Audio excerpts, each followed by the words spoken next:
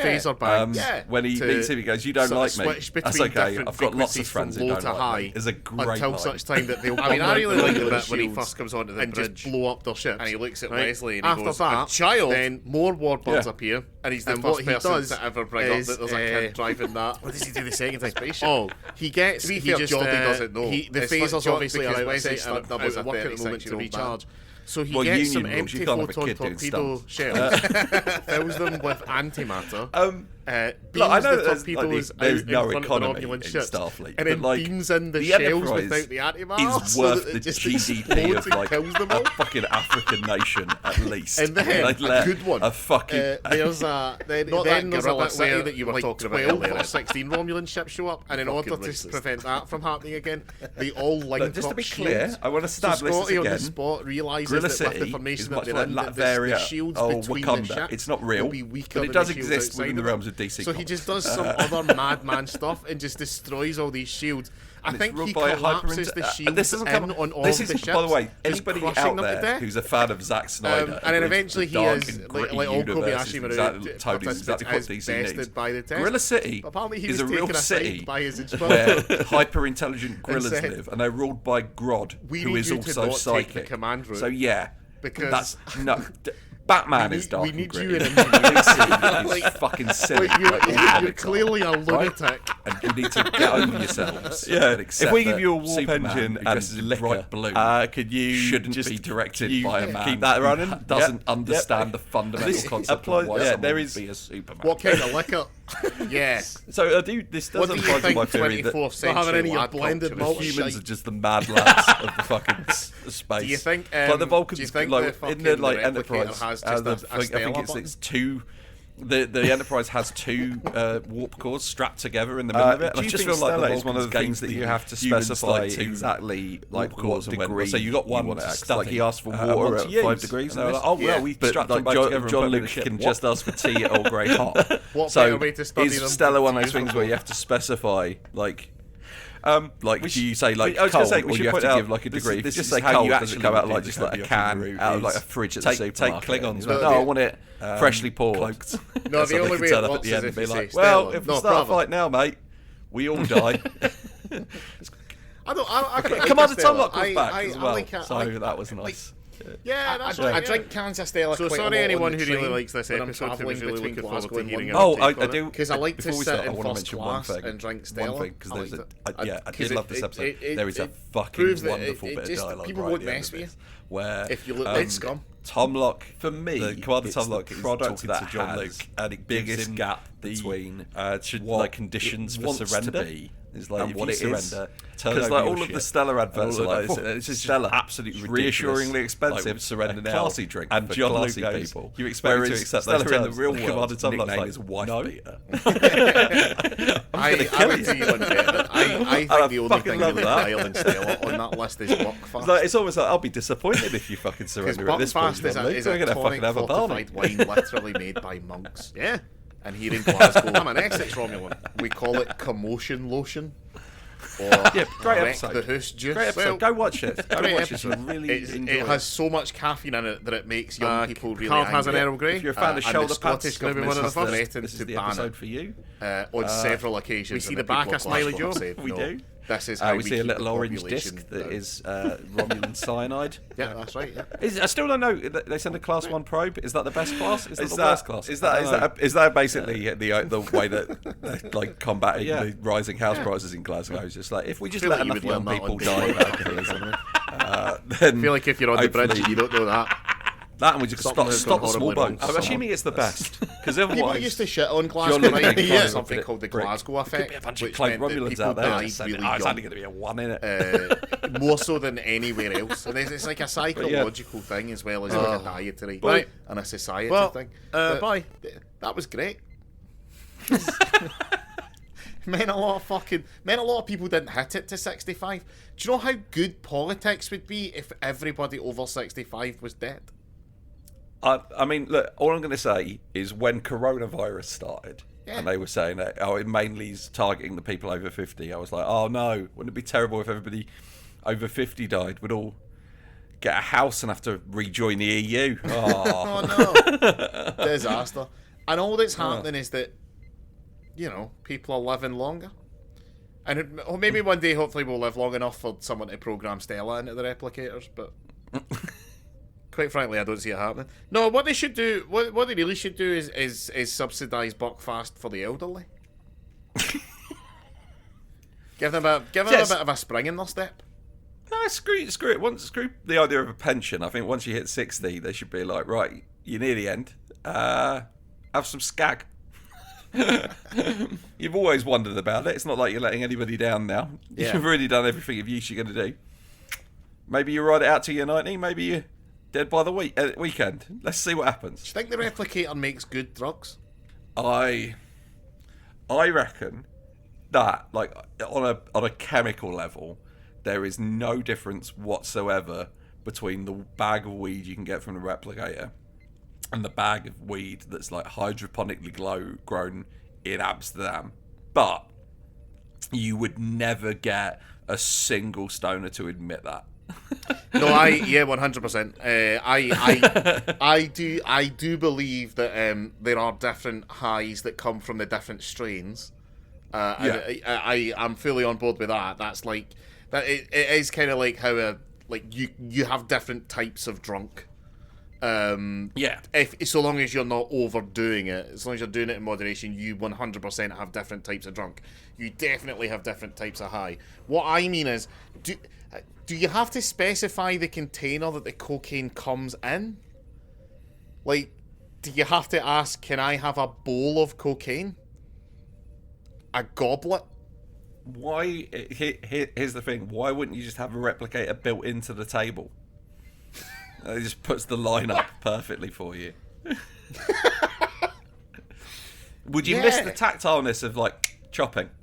If my mum's listening to this, I don't know what you're talking about, but yeah, I probably would. To be fair, if anyone is listening to this, I don't actually do cocaine.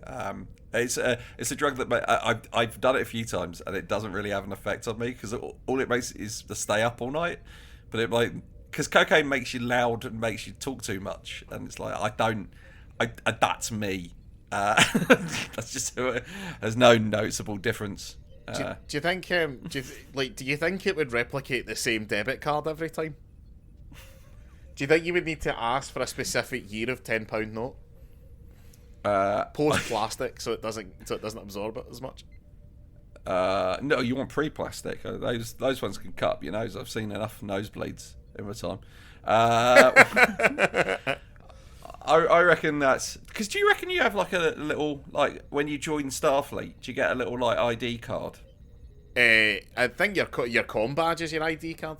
Oh, you mean for cutting it? Yeah. Yeah, that's because, like, yeah, I mate, you're right. But your comm badge is your ID card, and mate, yeah, that's bollocks, isn't it? I mean, cutting it with a razor blade is like better, right? But we don't do that because we don't live in movies where everyone has fucking razor blades just cutting about. I don't know the people of Starfleet. I don't know how people in Starfleet shave. Like, is there do they have like a nanite thing where you can just set how long your hair is, and that's why nobody ever changes their hairstyle in any of the Star Treks? I don't know, man. I mean, no, but you must be able to shave because surely Riker has asked someone to do that sexy shaving him with a straight razor. What, situation. remove the beard? Yeah.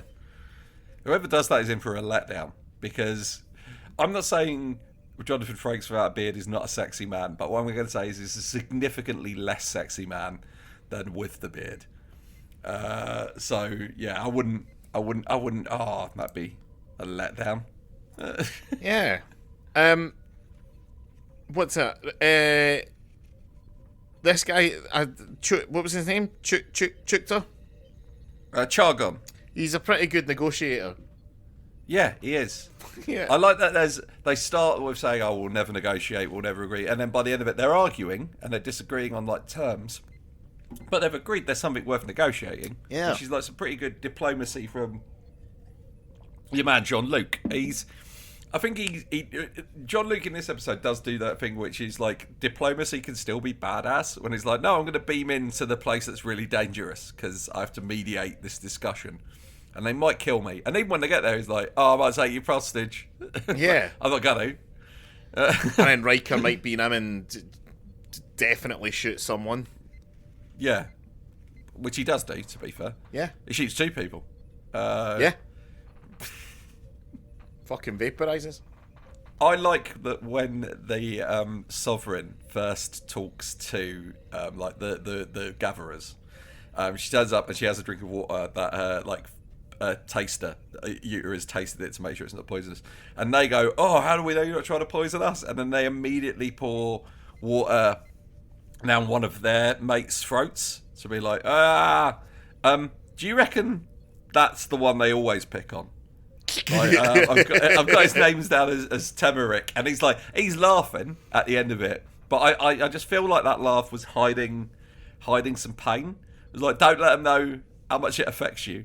I feel like the laugh is because he's been poisoned enough times that he's effectively built up a bit of an immunity towards it anyway. So eventually they're going to roll the dice on that one, and he's going to be the survivor, and they're all going to be dead. And that's when he gets to be the gatherer sovereign. Yeah, he does. And also, as we know in Gatherer society, if you find somebody's corpse and nobody from their clan is around, you can claim all of their possessions, which seems like a fine system that is in no way open to be exploited.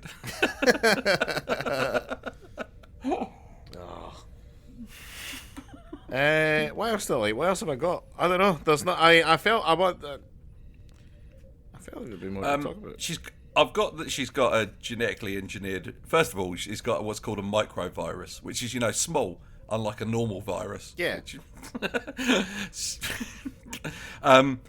I've literally got written down. It goes, it's an engineered virus that only attacks people with certain genetics, like in that one Hitman level.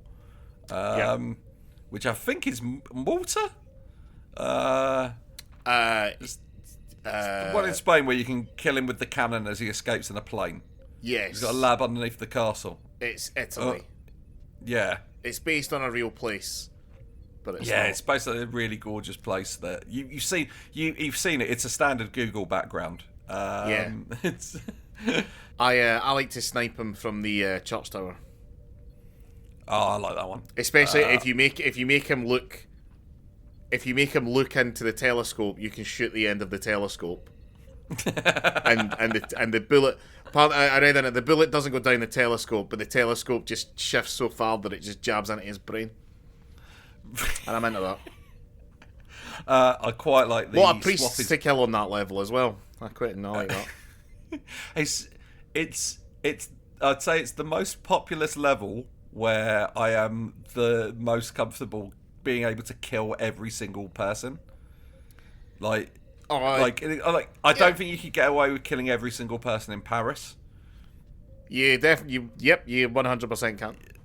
Right. Because the thing about Paris is that the Hitman programming, the AI, obviously they can only have a certain amount of people who actually do things.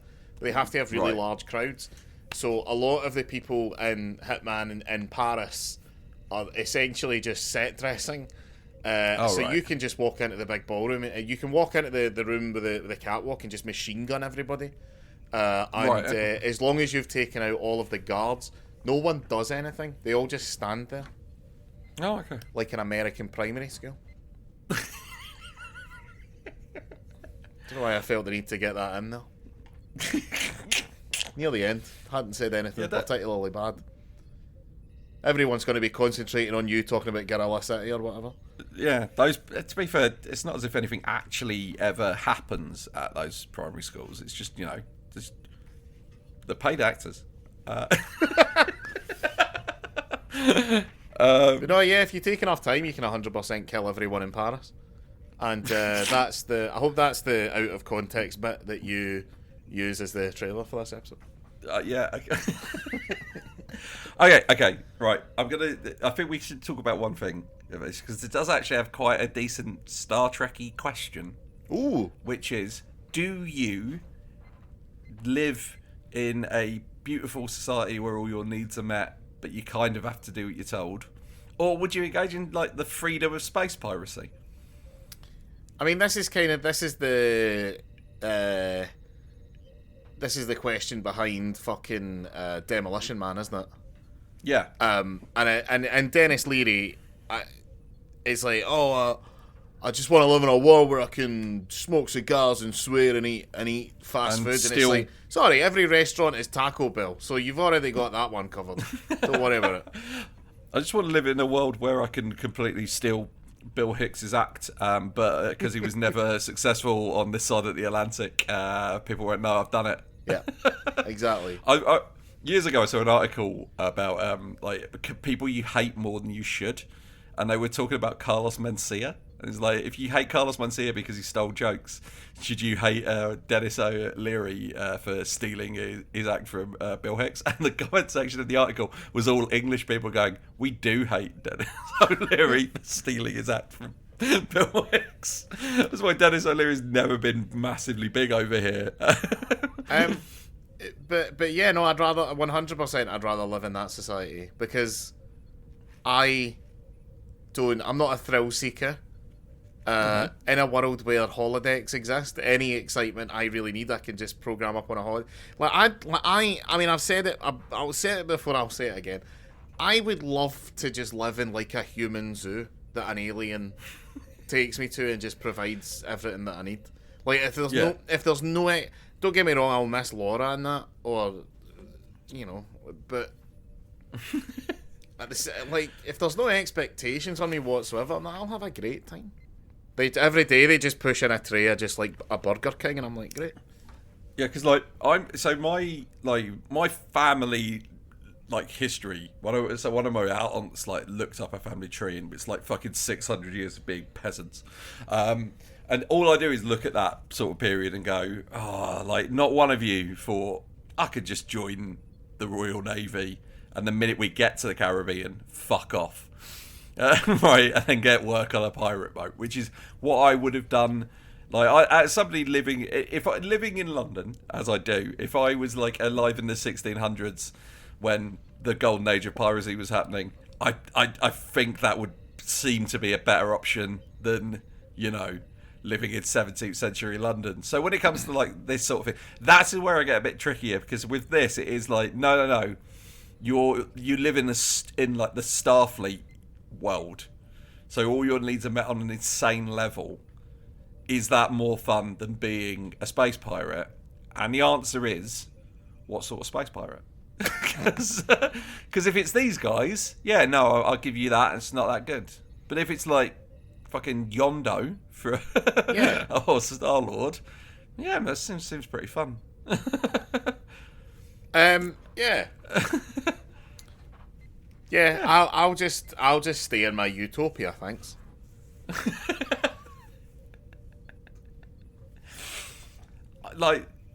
Yeah, because the thing is, I suppose actually when you come down to it, I do say that, but I could actually just go and be a pirate now, and I don't. You could do, yeah. You could move to Somalia, yeah. But I'm not going to do it. If I was in the future, I would just want to have a fucking gaff, a place to stay, a housemate who fucks off for quite a long time, and then when Commander Riker does come back, he's my housemate. The first thing he does is he walks into the living room, he goes up to his scratch card on the wall, and he just silently scratches another species off, and then turns around and just stares at me. That's what I want. Did you bring back a recording of that for the holodeck? Nah. I've masturbated to a lot of things, but never to a friend. Don't want to break that bond. And I think that's a good place to leave it for this week. Probably, yeah. Have you enjoyed the show? Yes. Bye. Thank you. Bye.